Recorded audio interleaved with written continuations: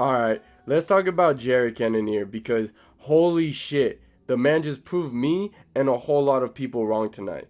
Coming into this fight, the narrative around Cannonier was shifting into a pretty negative way. He's 40 years old, and people were starting to question if his time at top was over. He was coming off a 2-fight losing streak, and while his last fight against Cajo was competitive, he still took an L. Before that, he lost to Nazardine Imavov, which, let's be honest, was a bit controversial since some thought it was an early stoppage, but honestly, I felt like he was on his way to losing that one regardless. So the big question going into this fight was, is Jared Cannonier still a real contender, or is he just becoming a stepping stone for the younger guys? And tonight, he answered that question with authority. He didn't just win, he made a statement. He came in and shut down any of the doubts with a vicious early 4th round TKO over RoboCop. It's crazy because when fighters hit that 40-year-old mark, especially in a division as competitive as the middleweight division, we almost always see a decline. Speed starts to fade, durability isn't the same, and younger guys usually start taking over. But Cannonier, he's defying all that. This win wasn't just about bouncing back up, it was about reminding people who he is. So what does this mean for him now? This kind of win keeps his name relevant in the mix, and if he can string together another big performance, we might be looking at a veteran resurgence. Alright, that's enough glazing. Let's break this fight down because man, what a wild one. So right from the opening bell, both guys came out trying to push each other back, looking to establish dominance early. But dude, you can immediately tell that Gregory Rodrigues has the size and power advantage. The way he was throwing those kicks, ridiculous. Every time he landed, you can feel the impact through the screen. Not just that, his 1-2 was on point. It was so in point that right hand, every time it landed, it sent Cannonier bouncing backwards. And don't get me wrong, Jared was landing some solid shots of his own, but you can tell that he was feeling the pressure. RoboCop was marching him down like the damn Terminator. No hesitation, no respect for the power coming back at him. Just kept walking him down, imposing his will, and keeping that jab pumping while looking for a big fight-ending shot. And then boom, another 1-2 lands. And bro, Cannonier goes flying across the octagon. I mean, it was one of those moments where you're thinking, oh, this might be it. But somehow Jared survived. Rodrigues wasn't laying up though. He kept the pressure on mixing in the body shots and big hooks and added another knockdown. That's 2 knockdowns in the first round alone. And in the middle of all this chaos, Rodrigues even shot for a takedown, but Cannonier showed some solid grappling defense, which in hindsight might have saved them from getting completely overwhelmed.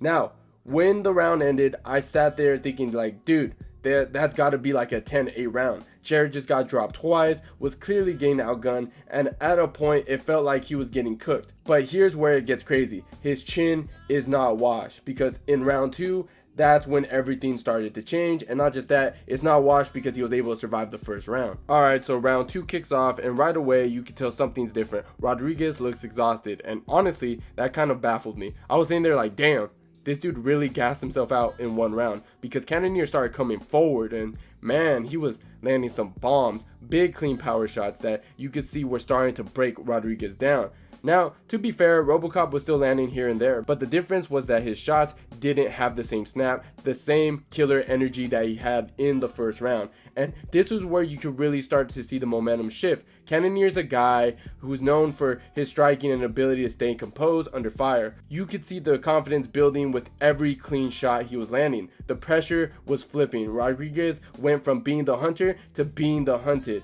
At this point, it was clear as day if Jared Cannonier wasn't done yet. If anything, he was just getting started. Alright, so we're now heading to the round 3, and at this point, Jared Cannonier is completely in the driver's seat.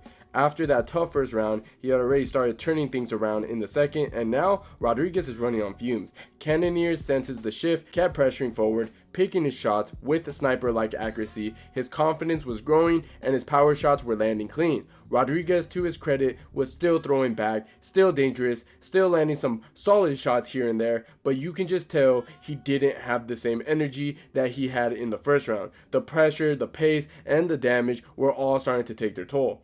Then, in the final moments of the round, Rodrigues tried to tie up in the clinch, maybe slowing things down or going for a knee, but boom! Cannonier intercepts him with a brutal elbow, and that's when everything changed. Rodrigues went down, and right then and there, Cannonier smelled blood. He jumped on him immediately and started throwing everything. but the kitchen sink. Brutal ground and pound, hammer fist, elbows, you name it. It was pure survival mode for Rodrigues, and for a second, it looked like the ref was about to step in and stop it, but Rodrigues was saved by the bell. Now, here's the thing, it didn't really save him because when the 4th round started, Cannonier already knew that this fight was over. Rodrigues was exhausted, he was hurt, and he had nothing left in the tank. So what did Cannonier do? He walked straight at him and beat his ass for like 10 to 20 seconds. That's all it took. The ref stepped in, the fight was over, TKO win for Jared Cannonier. And just like that, Cannonier shut down all the doubters, including me, at 40 years old, coming off a 2-fight losing streak. People were starting to write him off, but he just proved that he's still there. That was a veteran performance, a statement win, and a reminder that Jared Cannonier is still a dangerous man in this division. Alright, so looking ahead for Jared Cannonier, he's still sitting at number 7 in the rankings, and honestly, the fight that makes the most sense to me is a rematch with Robert Whittaker. But obviously, that's not happening anytime soon, since Whittaker just had his jaw broken. He's gonna need time to heal, so I could see this fight being booked towards the end of the year. And I'd love to see it. Both guys have leveled up in a different area since their first fight, and stylistically, it just makes up for an exciting matchup in my opinion. And as for RoboCop, man, I think a fight with Mikael Pereira would be wild. That's just one of those matchups where you know it's going to be pure chaos from start to finish. So book both of those fights, UFC. With all that being said, those are my thoughts on all this that happened. Let me know what you guys think in the comments down below. And if you enjoyed the video, please leave a like. And don't forget to subscribe to the channel if you haven't already. And like always, guys, I'll see you guys on my next one.